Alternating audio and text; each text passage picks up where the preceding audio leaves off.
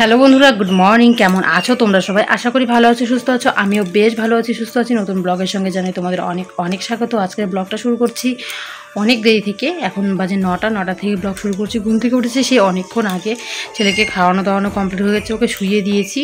ছেলের সকালবেলার পটি টটি সব হয়ে গেছে, সব কিছু পরিষ্কার টরিষ্কার করা আমার কমপ্লিট হয়ে গেছে। তো সব কিছু করে ভাবলাম যে না, এখন ব্লগটা শুরু করি। বিছানাপত্র যা আছে সব কিছু গোছানো কমপ্লিট। আজকে হচ্ছে বৃহস্পতিবার, তো এদিকে কিন্তু বুনু পুজো দিয়ে নিচ্ছে। আর এখন পুজো আমি দেই না, বুনুই দেয়। কারণ এখন আমি পুজো দেওয়ার টাইমটা আমার হয় না। স্নান করে কাপড়টা ছাড়ার টাইম হয় না। ও স্নান করে, আমি স্নান করলেও কান্না শুরু করে দেয়, বা আমার খাওয়ার টাইমে কান্না শুরু করে দেয়, এরকম করতে থাকে। তো সেই কারণে আর পুজো টুজো এখন আমি দেই না, সন্ধ্যাবাতিও দেই না। বুনু দেয় সব কিছু। তোমরা জানোই যে আমার জ্যাঠাতো বোন, আমাদের দুটো বাড়ি একসাথে। আমার ছোটো যে জ্যাঠাতো বোনটা আছে সে আমাদের বাড়ির মানে ঠাকুর দেওয়া, সন্ধ্যাবাতি দেওয়া ওইসব করে দেয়। এদিকে রান্নাবান্না মা বসিয়ে দিয়েছে, রান্নাবান্না তো অনেকক্ষণই বসিয়ে দিয়েছে। তো চলো এখন কিছু খারকোল পাতা তুলে আনবো, কারণ কালকে যখন দোকান গেছিলাম, দোকান থেকে আসার সময় খারকোল পাতাগুলো দেখে এতটা পরিমাণ আমার লোভ লেগেছিলো, তো ভাবলাম যে না, আজকেই খেতে হবে। আর বাবা বাজার থেকে নিয়ে এসেছে পাট শাক, আরও কিছু কিছু সবজি নিয়ে এসেছে, তো সেগুলো তোমাদের সাথে শেয়ার করবো। তো চলো দেখতে থাকো, আগে যাই খারকোল পাতাগুলো তুলে নিয়ে। চলো যাচ্ছি এখন বাড়ির সামনের দিকটাতে। বাড়িতে এসেছে মিস্ত্রি, জেঠিদের ঘরের কিন্তু আবার কাজ শুরু হয়ে গেছে। তো মিস্ত্রি গাড়িগুলো বাড়ির সামনে রেখেছে। এটা হচ্ছে আমাদের বাড়ির সামনে একটা ছোট নার্সারি। এখানে কিন্তু সব সুপারি গাছ আছে, সুপারি গাছ, কুল গাছ, আপেল কুল, যেটা সারা বছর হয়, তো সেইটাই লাগানো হয়েছে নতুন করে। এটা হচ্ছে আমার দাদাদের, আমার জ্যাঠাতো দাদার, তো ওরা কিন্তু লাগিয়েছে। আর এখানে হয়েছে প্রচুর পরিমাণে খারমান পাতা, মানে খারকোল পাতা, যেটাকে আমরা আমাদের ভাষায় খারমান পাতা বলি। তো খারমান পাতা খাওয়া খুব উপকার জন্ডিসের জন্য, বা শরীরের রক্ত যদি কারো খারাপ থাকে, দূষিত থাকে, তো সেটাও ঠিক হয়ে যায়। তো যে এখানে দেখো কচি কচি খারকোল পাতাগুলো তুলে নিচ্ছি। খারকোল পাতা বাটা খেতে কিন্তু ভীষণ ভালোবাসি, শুধু আমি না, আমার বাড়ির সবাই ভালোবাসে। ছোট ছোট কচি কচি হয়েছে, এখান থেকে কিছু কিছু তুলে তাড়াতাড়ি বাড়িতে নিয়ে যাব। বাবুকে ওইদিকে ঘুম পাড়িয়ে দিয়ে এসেছি। ও সকালবেলা ঘুম থেকে উঠেছে 4টার দিকে। আর জানো কি হয়েছে, আমার ছেলেটা বিছানা থেকে পড়ে গেছে। মানে ও যখন একপাশে শোয়াই, কালকে আমি আর বাবু ঘুমিয়েছিলাম বিছানায়, আর না হলে কিন্তু আমি, বাবু, বুনু তিনজনে এক বিছানায় ঘুমোই। ও মাঝখানে থাকে, বাবু মাঝখানে থাকে, আর বুনু সাইডে থাকে, আমি এক সাইডে থাকি। তো তাহলেও পড়ে না। আর কালকে বুনু ঘুমিয়েছে ওদের ঘরে, তো সেই কারণে বাবু এক সাইডে ছিল, জানলার সাইডটাতে ছিল। তো যখন এক সাইডে থাকে তখন ও একটা বুকের দুধ খায়, আর এক সাইডে যখন মানে আরেক সাইডে আনলে আরেকটা খায়। তো এরকমভাবেই ওকে খাওয়াতে হয়, নাহলে না ও আরেকটা খেতে পারে না সেরকমভাবে।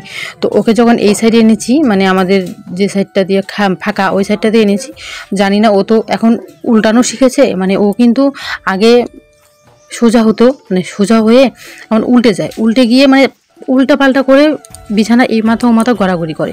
তো ওভাবে কিন্তু উল্টাতে শিখে গেছে।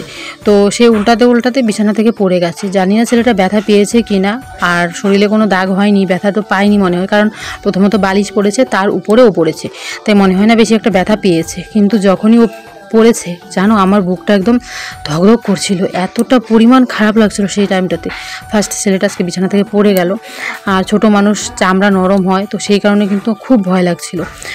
আর মা আমাকে প্রচুর বকাবকি করছিল, বলছিল যে এত ঘুমিয়ে কেন, এত বেহুর ঘুমিয়েছিলি কেন। সত্যি এখন না কোনো কাজ না করলেও দেখবে খুব পরিশ্রম হয়ে যায়। আর গরমটা অতিরিক্ত, গরমের জন্য পরিশ্রমটা বেশি হয় কি না জানি না, কিন্তু আমার মনে হয় কি, আমি যখন বাবুকে বুকের দুধ খাওয়াই তখন পরিশ্রমটা বেশি হয়, কেন জানি না, তখন খুব পরিশ্রম লাগে। তো সেই কারণেই মানে এত ঘুম পায় আমার, এখন সন্ধে হতেই ঘুম পেয়ে যায়। তবু ঘুমোতে ঘুমোতে আমাদের 10:30 11টা বেজে যায়, ঘুমিয়ে পড়েছিলাম।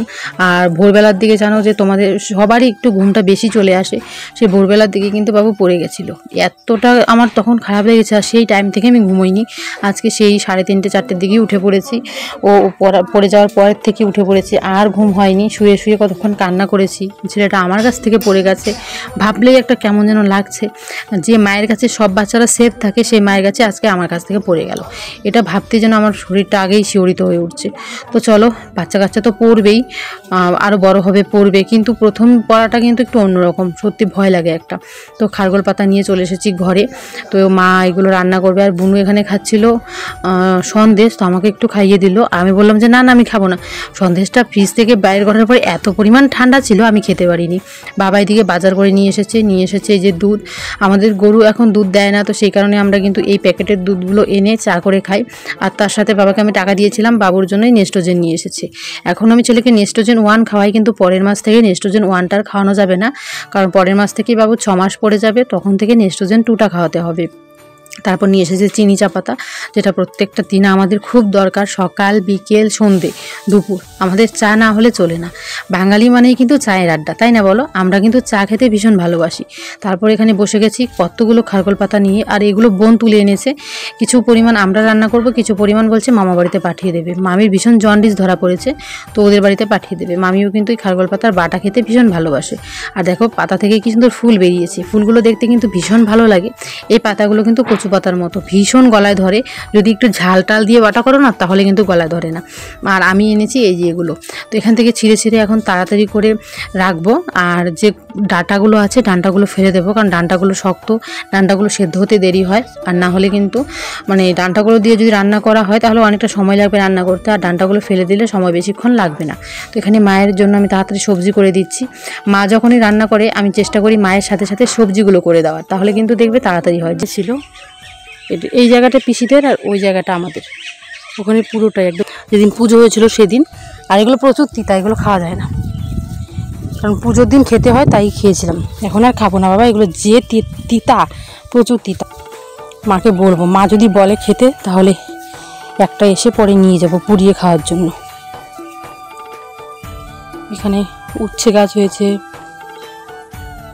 উচ্ছে গাছে উচ্ছে নিয়েই ফুল হয়েছে, সাথে যে বড় বড় দুই একটা ডাঁটা, তার সাথে হচ্ছে লাউ গাছ।